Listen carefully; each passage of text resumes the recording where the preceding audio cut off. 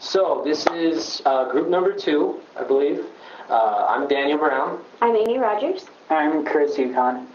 And our topic is the reasons why China may be a superpower. Well, going along with Tibet and religion a little bit, you look at the whole, the Dalai Lama and how he's been exiled from the country for going against the government, for saying the government's corrupt and, fighting against what the government's fighting for. And you look at how much control the Chinese government really has over, the country and how they scare the people. They keep them from being willing to go out and fight for what they know is right.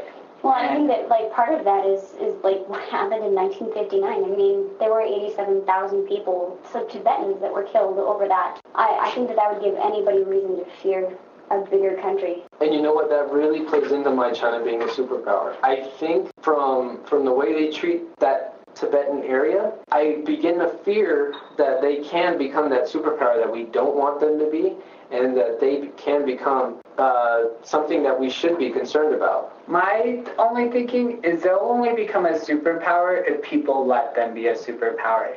If people are willing to stand up and fight against their morals and their traditions and what they value, if people are willing to stand up and say, hey, I'm not going to be afraid of you. It's all about people coming together and fighting for one mutual cause. I just feel that China won't really be a superpower because there's so many people against what they are fighting for. I feel like they're fighting for fear, and they want people to be fearful. They want power. They want money. And of course, everybody wants that, but there's an appropriate way to do it. And China has not found a way that's acceptable for everybody. I would agree with you on that.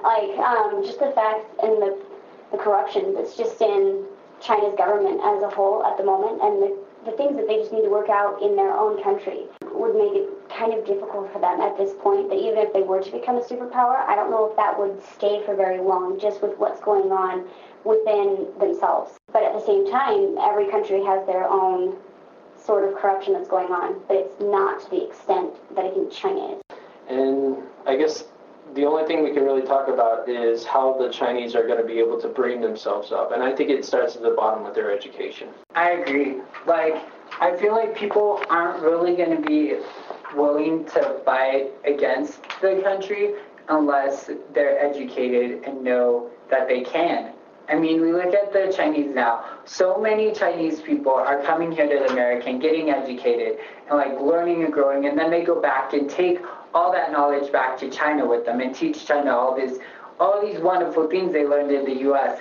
Yet it's all filtered for what the government wants them to know and have. Eventually, my thinking is they're going to have so many educated Chinese people, coming back to China, and they're going to realize that there's all these other people there in China who think the same way they do, and think, how corrupt the government really is, and they're going to bind together. They're going to find ways to overpower the government. They're going to find their ways to outsmart and petition and get those rights. I mean, we already see that happening with the whole, they were able to get the government out, and that, I think we're going to see that more happen more and more. Okay.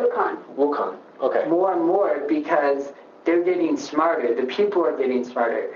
They realize that it's all about numbers, and it's all about location and where you can do. You know what, Chris? I think that you're right. There's 2 ways that I see China becoming a superpower, and either way, well, I prefer the second one that I'll be talking about. One way China becomes a superpower is they take control of their population.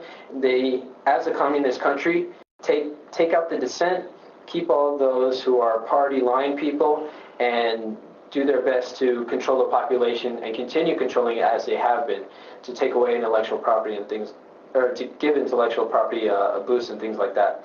On the other hand, because of that education that you brought up, that they can bring in and want those rights, I think if those people took over and just all of a sudden, hey, let's have an uprising, they took over, they have control, China would find itself as a superpower with a democracy, just like America, but with a bigger population.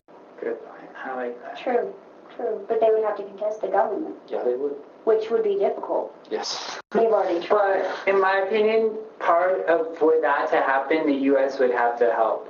Like, they need the U.S.'s help to Do you think that the U.S. would help with that, though? I mean, if they were want China to be a democracy. Yeah, if they were trying to get to be a democracy and have more of the rights that we have in this country and stop censoring the internet, have better education, because that's why they come here in the first place, I think that the U.S. would probably support them with that. But I would also say that with the debt that is accumulating between, like, with the U.S., and then China taking over that, I don't know, would we be in a position to help them?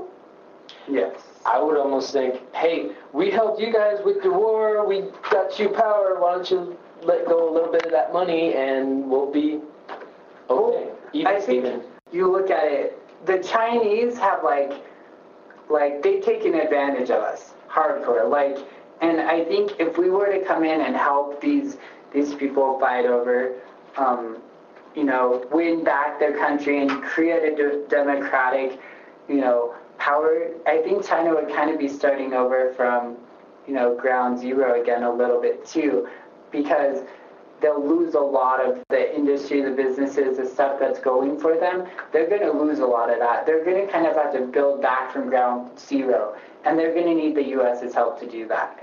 And a lot of that debt will just kind of be forgotten about because they're going to need us to help build them back up. That's a good point. That's a really good point. Wouldn't that be nice? Yeah, it would.